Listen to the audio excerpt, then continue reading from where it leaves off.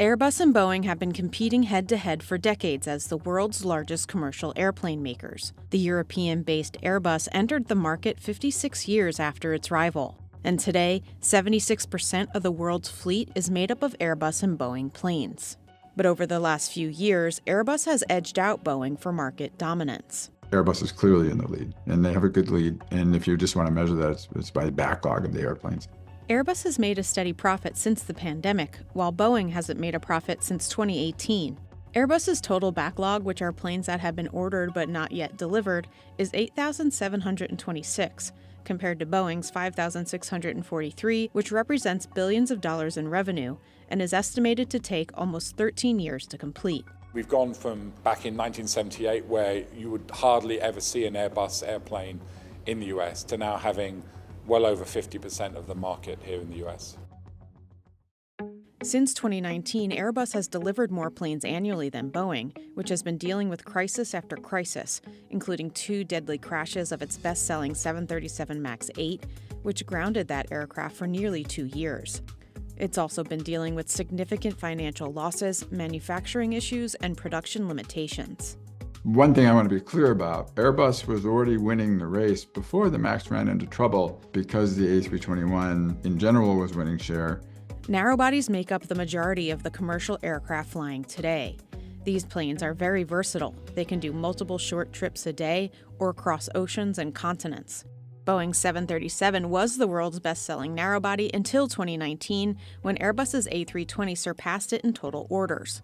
And depending on how many planes are delivered in 2025, the A320 could take the reins as the most produced jet family in history. If you look across the board at the backlogs, and indeed at orders, everything is fine in every category except for the A321, which is absolutely crushing it.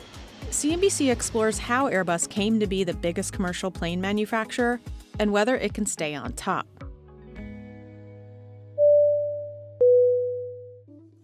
The official 737 christening ceremony took place in the new final assembly building. In the late 60s, Boeing was dominating the commercial aircraft market.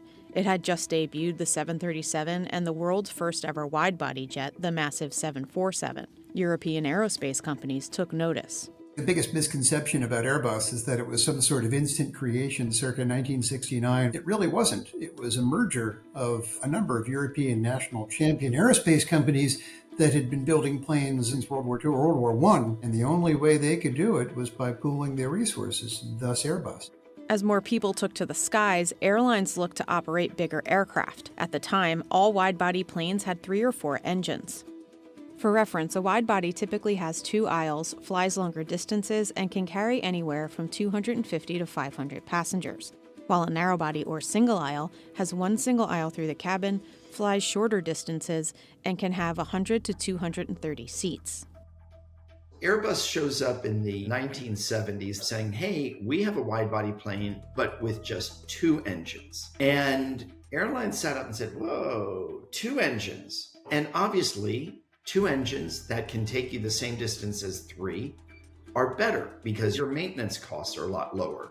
In 1972, Airbus introduced the first twin-engine wide-body jetliner, the A300. Despite having only 2 engines, the A300 could only carry around 250 passengers, versus the massive 747, which could be configured to fit over 500.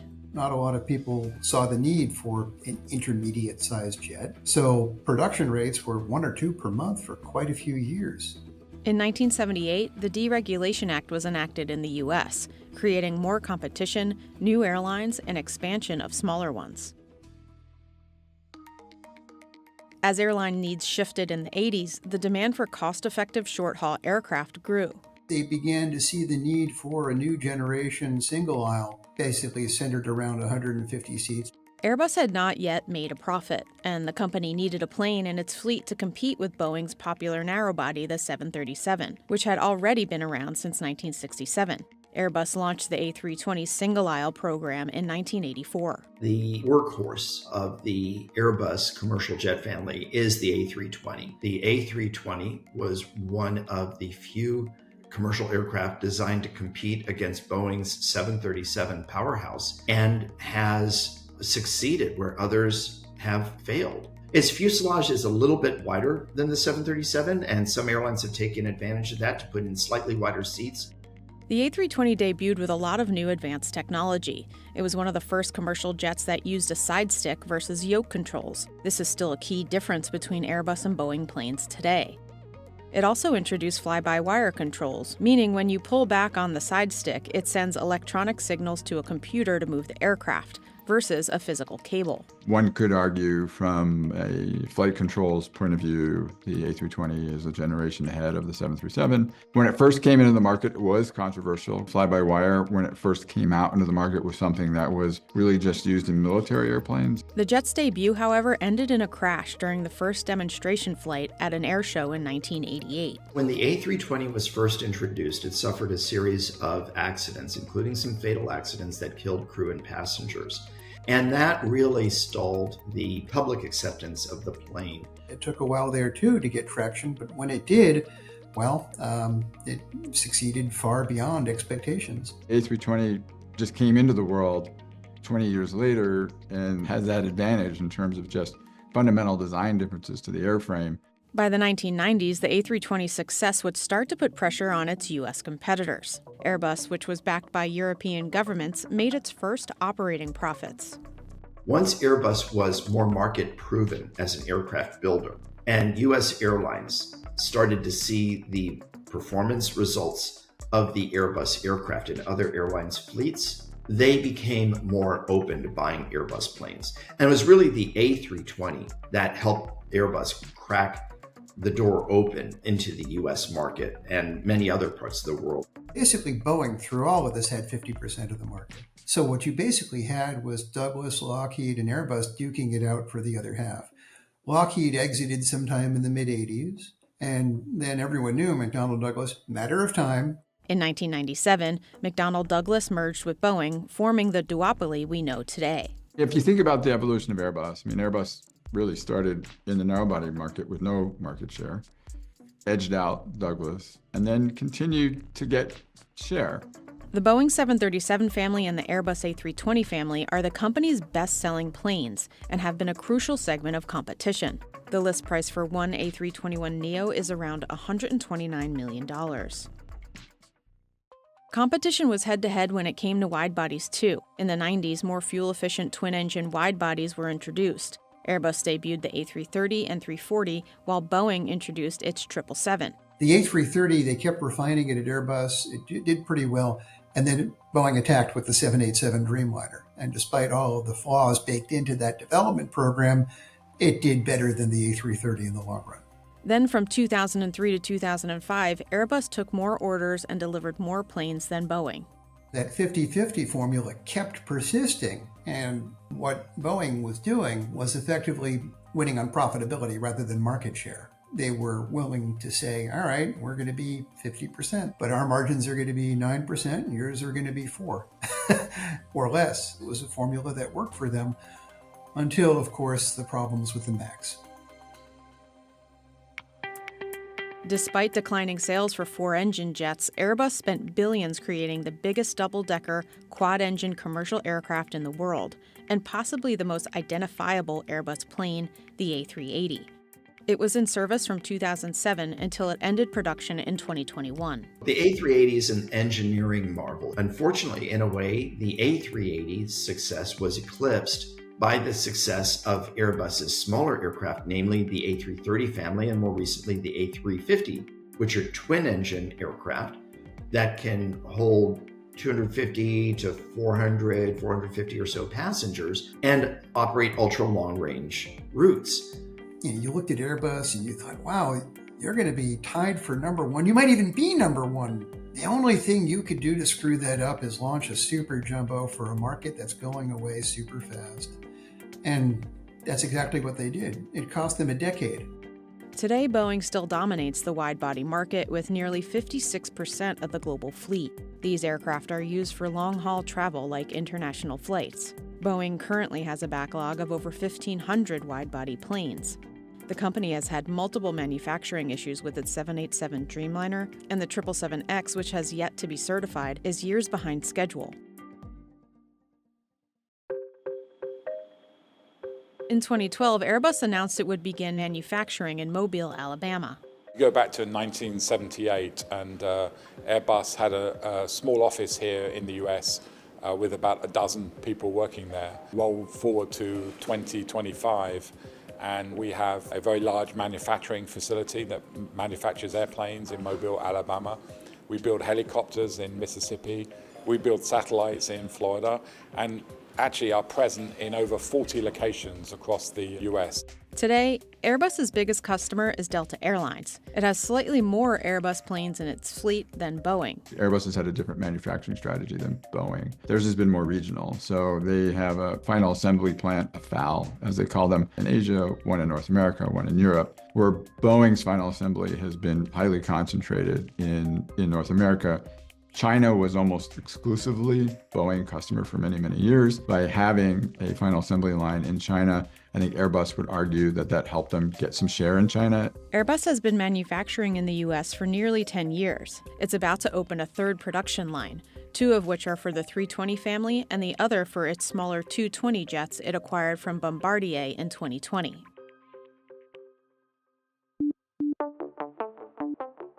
In 2010, Airbus announced a new variation of its best-selling narrowbody called the A320neo, short for New Engine Option, which promised a 15% less fuel burn than the previous generation. In 2011, Airbus had a record number of orders for 1,419 aircraft, more than double than the year before.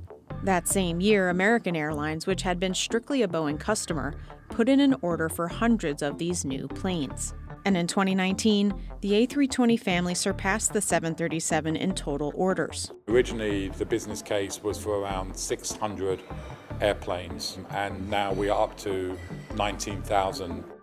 Boeing's response to the more fuel-efficient A320 was the re-engined 737 MAX that debuted in 2017. But over the next few years, the manufacturer faced a series of challenges. In 2018 and 2019, 2 737 MAX 8s crashed and killed 346 people. It was later found a flight control system known as MCAS had malfunctioned on both flights. The planes were grounded for several months and production rates were reduced. Then the pandemic brought air travel to a halt, and the company had a record loss of $12 billion in 2020. Airbus saw losses of over $1 billion in both 2019 and 2020, but returned to profitability in 2021. But Airbus has consecutively had more annual orders and deliveries since 2019, making it the world's largest plane maker. Then in 2024, a door plug flew off a Boeing 737 MAX 9 plane, leading to more production delays of its best-selling jet, and an annual loss of $11.8 billion in 2024. Airbus has profited from the challenges that Boeing has faced. Some airlines decided to place orders with Airbus for aircraft rather than Boeing. And if you look at Airbus's backlog today, it's dominated by A321. Airlines looking to cut down on fuel costs have been turning to these more efficient, longer-range narrow bodies for longer flights like JFK to LA or the East Coast to Europe. Of our single-aisle order book, or backlog as we call it, 72% are the Airbus 321, and that's opening up routes and markets that they couldn't fly directly before. The economics with single aisles were so much better than the economics with wide bodies. And the Airbus A321neo wasn't perfect, but it was the biggest and best single aisle you could get, and leading Airbus to effectively a 60 or 65% market share from the standpoint of both deliveries and orders and backlog. It's become the hinge factor between the two. Boeing doesn't really have a comparable airplane.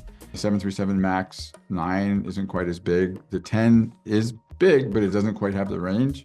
So where Airbus has done well in the market is they have a product that Boeing really doesn't have. The 737 MAX 10 has a range of 3,100 nautical miles and can seat a maximum of 230 people, versus the A321neo, which has a range of 4,700 nautical miles and can seat 244 passengers. But the MAX 10 has yet to be certified. The bad news is, given these delays, these many-year delays, and given the challenges, and also, frankly, you've got this attack on the administrative state in Washington, which is also toxic from Boeing's standpoint. These are resources they need to certify planes, and they're increasingly in short supply. So there's a lot about DOGE and the attack on the FAA and other administrative agencies that's really not at all good from the standpoint of Boeing certification.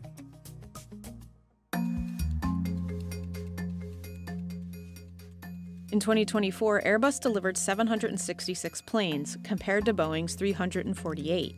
Most of the revenue from aircraft is received on delivery. Boeing 737 MAX production has been capped at 38 planes a month since January 2024 by the Federal Aviation Administration.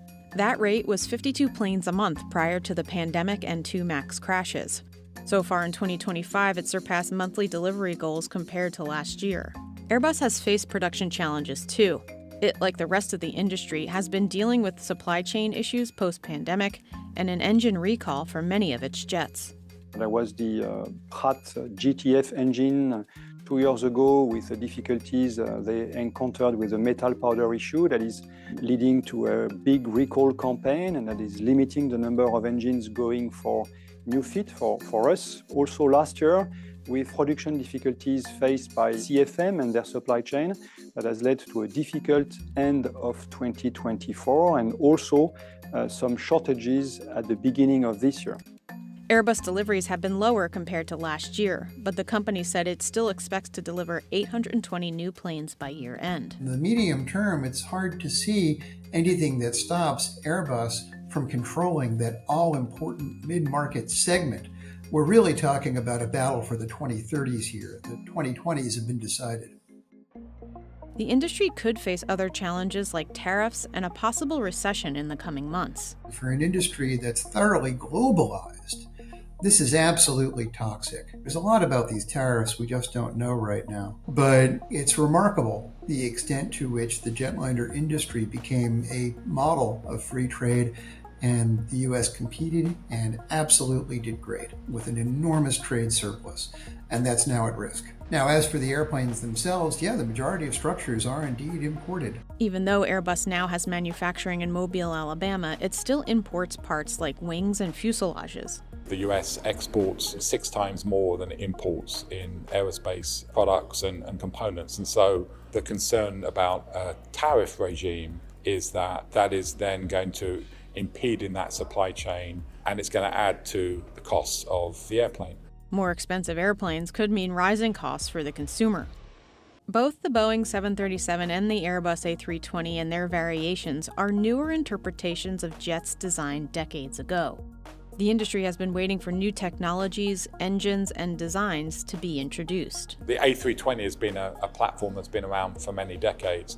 The next generation airplane will be a completely new platform. It's going to be based on new propulsion techniques, a new wing design, new materials, and also a more digitally enabled airplane. We hope to see that flying the second half of the next decade. It is so much more complex to design and build a new airliner today than it was decades ago.